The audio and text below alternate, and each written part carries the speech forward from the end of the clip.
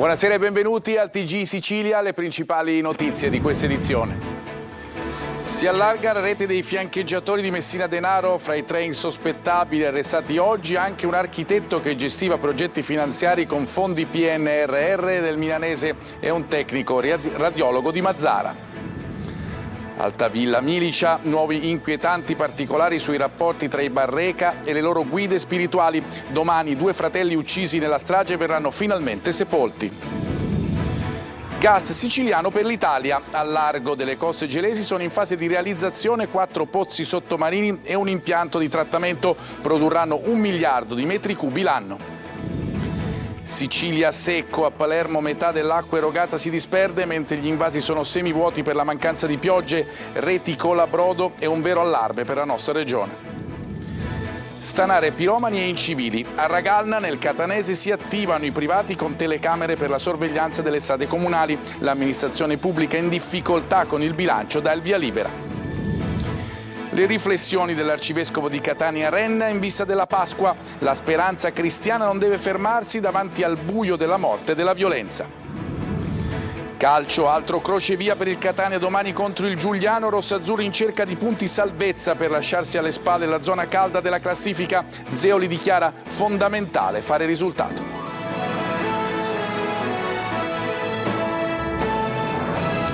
Di nuovo bentrovati. L'arresto degli altri 3 fiancheggiatori per ciò che concerne Messina Denaro e il retroscena che vedeva uno dei 3, l'architetto Massimo Gentile, gestire decine di progetti finanziati con il PNRR. Proprio questa gestione potrebbe far aprire un nuovo filone d'indagine. Laura Spanò. Emergono nuovi particolari sugli arresti effettuati dal ROS dei Carabinieri che hanno portato in carcere per associazione mafiosa l'architetto Massimo Gentile e il tecnico radiologo dell'ospedale di Mazara Cosimo Leone per concorso esterno Leonardo Gulotto, agricoltore. L'architetto Gentile, che gestiva per conto dell'ufficio tecnico del Comune Lombardo decine di progetti finanziati con il PNRR. Gentile avrebbe prestato per 10 anni a Messina Denaro la sua identità per avere falsi documenti. È cugino del marito dell'amante storica del boss, Laura Bonafede. Leone invece è l'uomo che ha avuto un ruolo nella trafila sanitaria del boss. Gulotto ha fornito un'utenza telefonica al boss dal 2007 al 2017 e con gli arresti arriva anche l'atto d'accusa della procura che parla di totale omertà che avvolge tutto ciò che è esistito attorno a Messina Denaro, relazioni, spostamenti, un'omertà trasversale che ha precluso agli inquirenti di avere spontanee notizie, anche insignificanti. Nessuno di coloro i quali ha favorito il boss si è mai presentato alle forze dell'ordine. Messina Denaro era riuscito a creare una rete di persone che gli era completamente devota, anche sapendo che una volta scoperti potevano finire in carcere. Oggi gli investigatori lavorano sulle migliaia di documenti e pizzini ritrovati nell'ultima abitazione del boss in vicolo San Nicola a Campobello. Ma l'atto d'accusa della procura di Palermo non risparmia medici e operatori sanitari, da cui gli inquirenti lamentano di non aver ricevuto aiuto. Così, se per un paziente normale accedere a qualsiasi servizio sanitario in Sicilia è un problema insormontabile, ad un latitante stragista era consentito di poter usufruire del sistema sanitario nazionale di quello Stato che lo cercava da 30 anni, avere corsie privilegiate e godere di assistenza immediata. Una coppia di Caltanissette è stata arrestata a Cogne, in provincia di Aosta, dai carabinieri con l'accusa di violenza sessuale in concorso di un uomo di 65 anni, riprendendo le scene di violenza e minacciando di diffondere i video. La coppia avrebbe preso in affitto nel giugno scorso uno degli appartamenti in Val d'Aosta di proprietà della vittima, intavolando rapporti amichevoli per poi costringere in almeno una decina di episodi a subire rapporti sessuali. Degna sepoltura avverrà domani per i 2 fratelli vittime della strage familiare ad Altavilla. Intanto emergono nuovi particolari sui rapporti tra i Barreca e la comunità dei figli di Dio. Maglio Viola. Saranno seppellite domani nel cimitero di Altavilla Milicia le salme di Kevin ed Emanuel Barreca, i 2 fratellini uccisi a febbraio nella Villetta degli Orrori insieme alla madre Antonella Salamone al culmine di un drammatico esorcismo. Le bare erano rimaste in deposito perché non c'erano loculi disponibili. L'amministrazione comunale, investita dalle polemiche per questa vicenda, è ora riuscita a trovare nuovi posti per tutte e 6 le salme che si trovavano in deposito e domani anche i 2 fratelli troveranno riposo nelle loro tombe messe a disposizione dal comune. comune. I resti della madre delle due giovani vittime sono però ancora all'Istituto di Medicina Legale dell'Ospedale Policlinico di Palermo, dove sono in corso ulteriori esami. Per i delitti sono indagati e si trovano in carcere il marito di Antonella e padre dei fratellini Giovanni Barreca e la figlia di 17 anni, oltre a una coppia, definita quella dei Fratelli di Dio, Sabina Fina e Massimo Carandente, fanatici religiosi, accusati anche loro di aver preso parte al delitto nel corso dell'esorcismo. Intanto emergono altri particolari sull'amicizia mortale fra vittima e carnefici. Un'amica di Antonella ha raccontato gli inizi della conoscenza fra la stessa Antonella Salamone e i Fratelli di Dio, persone conosciute su Facebook e diventate guide spirituali per il marito omicidario confesso. Un'amicizia della quale Antonella era persino contenta all'inizio, prima che la vicenda portasse alle torture e alla morte sua e di 2 dei suoi 3 figli. Una coppia di fidanzati si lascia e scoppia la rissa tra le famiglie. È successo a Riesi, in provincia di Caltanissetta, dove i carabinieri hanno arrestato 5 persone. I litiganti se le sarebbero date di santa ragione fino all'arrivo dei carabinieri. 3 di loro, rimasti feriti, sono stati trasportati negli ospedali di Mazzarino e Gela. Gli arrestati, tutti incensurati, sono stati condotti ai domiciliari. Messina, in commissione Ponte, il no del leader di Europa Verde Bonelli. Il cavalcavia e la sua critica radicale stravolgerà la città. Non esiste un progetto vero. Interagiremo, annuncia il nostro esposto contro l'opera. Francesco Triolo. Perplessità, dubbi, la preoccupazione che il ponte sullo stretto stravolga il tessuto dell'intera città per i prossimi decenni. La presenza del portavoce di Europa Verde, Angelo Bonelli, a Messina in audizione davanti alla commissione Ponte del Comune è stata l'occasione per portare la voce del popolo dei contrari nell'aula consiliare. Bonelli ha sottolineato come non esiste un'analisi costi-benefici dell'opera, ma che si sta andando avanti alla carlona con la delineazione di un rapporto che legherà lo Stato al consorzio Eurolink per i prossimi anni, tutto a spese dello Stato italiano. Bonelli ha anche evidenziato come ancora non vi sia stata alcuna risposta alle 68 osservazioni fatte sul progetto. Gli atti sono tenuti riservati, ha detto, e noi siamo pronti a presentare un esposto all'Unione Europea. Intanto però lavora all'integrazione di quello presentato alla Procura di Roma e sul quale è stata aperta un'inchiesta. Un messaggio chiaro Bonelli lo ha lanciato all'amministratore delegato della Stretto di Messina, Pietro Ciucci. Noi andremo avanti in maniera molto determinata, non lasceremo senza respiro. Io glielo dico a Ciucci, mi dispiace, ma sarò il suo incubo da questo punto di vista. Lo dico con molta serenità e rispetto, perché le vere priorità della Sicilia sono altre. Salvini sta facendo una grande forzatura e si sta prendendo una grossa responsabilità, ha aggiunto Bonelli. Al suo fianco c'era la responsabile trasporti di Sinistra Italiana Maria Campese, che invece ha evidenziato come Sicilia e Calabria abbiano la necessità di potenziare le infrastrutture viarie interne per una mobilità vera. Il ponte senza queste diventa inutile, ha detto. Al largo delle coste gelesi è in via di completamento un grande impianto di trattamento del gas naturale. Dall'estate la produzione annuale appunto dell'impianto supererà il 1 miliardo di metri cubi, pari a quasi il 40% del fabbisogno nazionale. GR Italia. Argo Cassiopea diventa realtà, è in via di completamento la realizzazione dei 4 pozzi sottomarini e dell'impianto di trattamento del gas naturale nell'ambito dello sviluppo dei giacimenti al largo delle coste gelesi. Le riserve sono stimate in circa 10 miliardi di metri cubi di gas e la produzione annuale di picco supererà il 1 miliardo di metri cubi, pari quasi al 40% del fabbisogno nazionale. Enimed e Saipem hanno fatto il punto dello stato di avanzamento di lavoro a bordo della Saipem 10.000, la nave che sta conducendo le fasi di perforazione. Il progetto cardine del protocollo d'intesa del 2014 vedrà la sua piena realizzazione e messa in produzione già nell'estate del 2024, come conferma l'amministratore delegato di Enimed, Alina Pomar. Il gas di produzione dei 4 pozzi sottomarini di Argo Cassiopea verrà convogliato all'interno della pipeline da 60 km che abbiamo già posato nell'estate, per poi approdare all'interno della bioraffineria di Gela e arrivare alla stazione di trattamento e compressione, nel quale il gas verrà portato a specifica SNAM per poi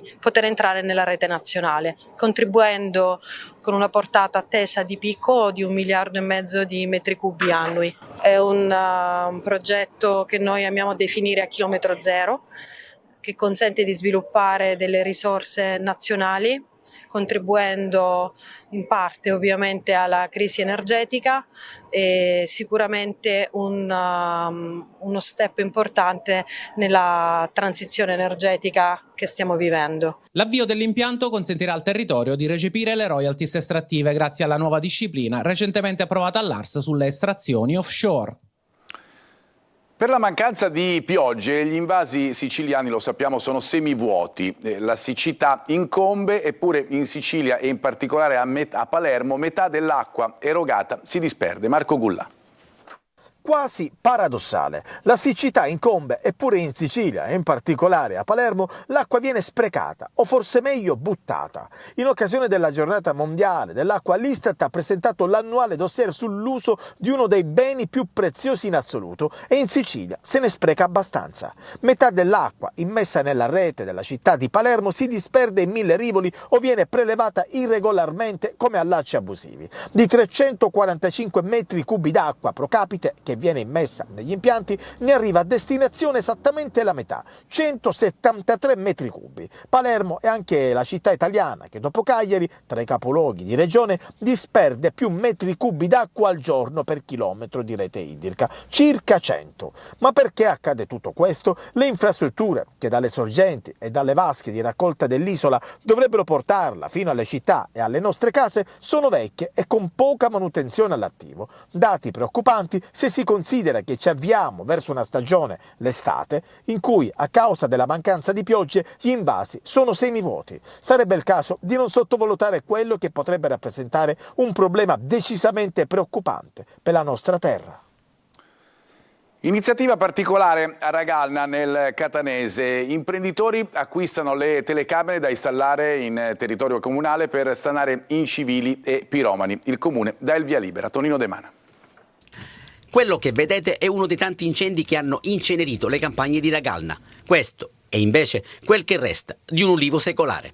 Paesaggi brulli che fanno da contraltare alla bellezza di un territorio patrimonio dell'umanità deturpato da gente senza scrupoli. È in queste colline che si producono fighi d'India, vino ed olio extravergine d'oliva di altissima qualità, ed è per questo motivo che un gruppo di imprenditori, venendo incontro alle esigenze degli enti locali, alle prese con tagli e bilanci da far quadrare, ha acquistato 6 telecamere da far installare in punti sensibili, zone trasformate in discariche a cielo aperto. Già a settembre dell'anno scorso, l'ultimo episodio grave, è partito, qualcuno ha dato fuoco appunto a un cumulo di rifiuti abbandonati e spinto dal vento il fuoco è arrivato ai limiti della collina, avrebbe creato veramente un disastro irreparabile da un punto di vista ambientale e anche imprenditoriale. Di tasca vostra avete comprato le telecamere, quando entreranno in funzione? Ma infatti ce lo stiamo chiedendo tutti gli attori del progetto. Il sindaco ha accolto con grande rapidità questa nostra offerta perché la sinergia in questi casi è fondamentale. Il comune non ha tanti mezzi, noi cerchiamo di metterci qualcosa, loro hanno l'autorità giudiziaria, giuridica per poterlo fare. Però sono passati 3 mesi, dove sono le telecamere? Dovrebbero essere al comune. Risponde direttamente il vice sindaco di Ragalna, Lucia Saladdino. Le telecamere verranno collocate ed entreranno in funzione proprio nei prossimi giorni. Se non ci sono imprevisti, prima di Pasqua sarà già tutto assolutamente operativo. Ed è corsa contro il tempo per bonificare il territorio. Bobcat e mezzi comunali di Ragalna sono in azione da giorni per rimuovere tonnellate di rifiuti. Da tempo auspicate e rallentate dalla solita burocrazia, le telecamere fortemente volute dai privati stanno per entrare in funzione. Incivili e piromani avvisati, mezzi salvati. L'insegnamento di Assam, migrante libanese che a Catania trova un portafoglio a terra e lo porta in questura. Assam non ha avuto dubbi, sono felice di aver aiutato un turista. Giusy Lazzara. Tutto in un attimo, trova un portafogli con denaro e documenti a terra in Piazza Duomo a Catania. Per un momento esita Sam, è un migrante libanese che richiedente asilo politico da 7 mesi in città. Decide cosa fare e corre alla locanda del Samaritano dove è ospitato per dormire e racconta tutto alla volontaria. Insieme vanno in questura e consegnano il portafogli. Assam non parla l'italiano, solo in arabo racconta. Sono una persona onesta. so qual è il valore dei documenti e sono felice di avere aiutato un turista. Caso volle che nello stesso momento che aveva smarrito il portafogli di passaggio a Catania era andato a denunciare. I due si incontrano. Lui parlare grazie mille, tu bravo ragazze. Naturalmente il sollievo di entrambi per un gesto normale che diventa straordinario nell'assoluta indifferenza imperante. L'arcivescovo di Catania Renna: dal mistero della Pasqua impariamo a vivere con responsabilità e spirito di pace. La speranza cristiana, dice, non deve mai fermarsi. Adelaide Barbagallo. Dal mistero della Pasqua reimpariamo a vivere, perché se l'umanità è sull'orlo di un conflitto di vasta portata e paesi cristiani o che credono in un Dio unico sono in guerra, vuol dire che dobbiamo tornare alla lezione della croce e della vera umanità. In Arcivescovado a Catania il messaggio di Pasqua di Monsignor Luigi Renna. Sembra tante volte che abbiamo disimparato che cos'è l'amore per la vita. Reimparare a vivere dalla risurrezione significa percorrere la strada che va dal cenacolo al Getsemani, alla croce e poi al giardino della risurrezione. L'arcivescovo invita ad entrare nel cenacolo per imparare il senso di responsabilità con la lezione di Cristo che si china e lava i piedi degli apostoli, a reimparare la pace entrando nel Getsemani per riascoltare le parole di Gesù che invita l'apostolo a rimettere la spada nel fodero, e sulla via della croce a reimparare il senso di responsabilità e prendersi cura degli altri. Infine un augurio speciale alla città. La Pasqua, facendoci contemplare il Cristo che ha saputo vincere tutto ciò che è morte, ecco, faccia risorgere Catania e faccia sì che il suo amore per la vita diventi amore non per una vita impersonale, ma per la vita delle persone. Ad Agrigento è andato in scena Il pianto della Madonna di Jacopone da Todi, che descrive le ultime fasi di vita di Cristo. Tra i protagonisti l'attrice siciliana Ester Pantano. Sentiamo Davide Sardo.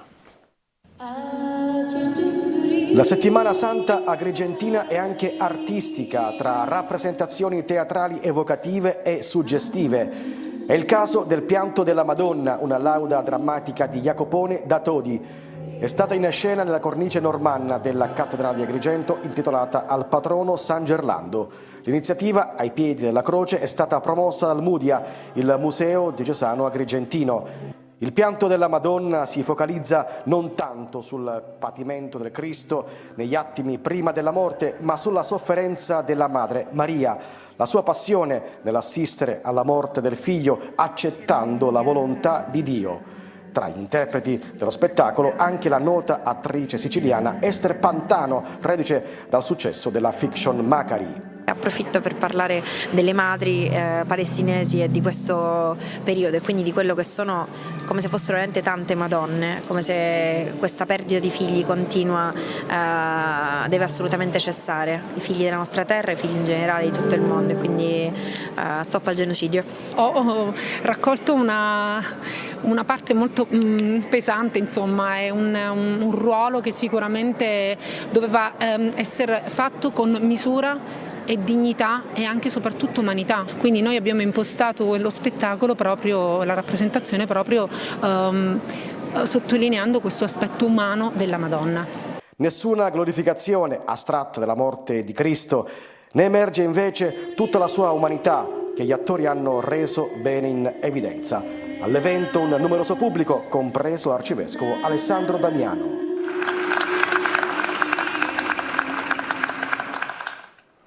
Noi adesso ci fermiamo, piccola pausa per noi, ci troviamo fra pochissimo con lo sport.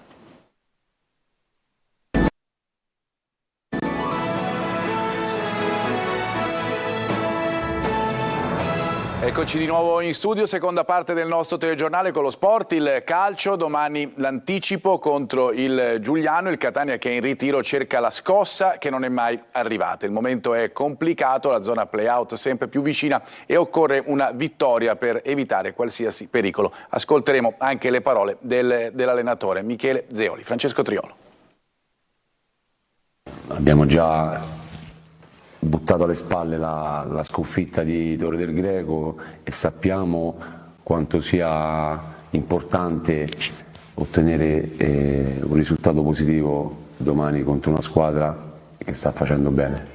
Il momento di stare uniti, di superare errori e risultati negativi. Il Catania vuole, anzi deve ripartire e deve farlo nel silenzio di un Massimino che nell'anticipo contro il Giuliano sarà deserto per via della decisione di far disputare la gara a porte chiuse. I rossazzurri non possono più sbagliare, la sconfitta in Torre del Greco ha dimezzato il vantaggio sul quintultimo posto che porta ai play-out e che vanificherebbe il percorso in Coppa Italia con la finale di ritorno ancora da giocare.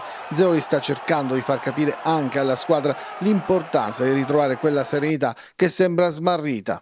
È una squadra che è ben allenata, con tanti principi, spensierata, perché comunque sia 49 punti, settimo posto, è una squadra che gioca libera di mente, in scioltezza, ripeto, con tanto lavoro alle spalle da parte dell'allenatore. E rispettiamo il Giuliano come tutte le squadre, ma noi in questo momento abbiamo bisogno di muovere la classifica e di regalare una gioia ai tifosi. Sul fronte formazione difficile possa essere dell'11 titolare Chiricò, protagonista di un diverbio con Zeoli che deve dosare anche le forze di Di Carmine e Ciccarelli in vista della partita contro il Padova. Probabile che dal primo minuto giocherà Peralta come trequartista dietro le 2 punte, tutto però dipende dal modulo che Zeoli utilizzerà, se il 3-4-1-2 oppure il 4-3-3. In quel caso potrebbe agire da mezzala con una chance anche per Chiarella. Il dubbio principale, insomma, sarebbe solo la scelta dei 2 mediani. Serve uno scatto d'orgoglio e di carattere per il Catania e questo è il momento per farlo vedere. Parliamo adesso di pallavolo. È Camillo Placì, il nuovo allenatore della Saturnia. La società castellese comincia a svelare le sue carte per la prossima stagione, nella quale sarà impegnata nel campionato di Serie A2 con l'obiettivo di ritornare in Superlega. Arriva così un allenatore di livello internazionale che nella sua carriera ha conquistato tanti trofei ed è già al lavoro con il direttore sportivo Piero D'Angelo per formare il nuovo roster. Ma sentiamo adesso le prime dichiarazioni proprio del nuovo tecnico. Anche se la squadra è retrocessa in A2, diciamo, questo progetto mi è piaciuto da quando ho avuto il primo incontro in videoconferenza, in videocall con il presidente Pulvirenti e con Piero D'Angelo, per cui la Sicilia ha storia, la Sicilia ha energia. Catania ha espresso tanta fame di pallavolo e pallavolo di alto livello. Io vorrei fare insieme questo percorso di quest'anno per ritornare in Superlega. Adesso i primi passi sono quelli normali dell'organizzazione, diciamo. C'è un'organizzazione tecnica, quella è la ricerca dei giocatori che potrebbero completare il roster, l'organizzazione dello staff, l'organizzazione del lavoro, per come verrà strutturato e anche la logistica, no, della squadra, dove ci alleneremo, cosa migliorare, cosa possiamo fare meglio delle altre stagioni. Insomma, sono piccoli passi giornalieri che andranno a migliorare quello che dobbiamo fare. Bene, è tutto per questa edizione, grazie per averci seguito e una buona serata.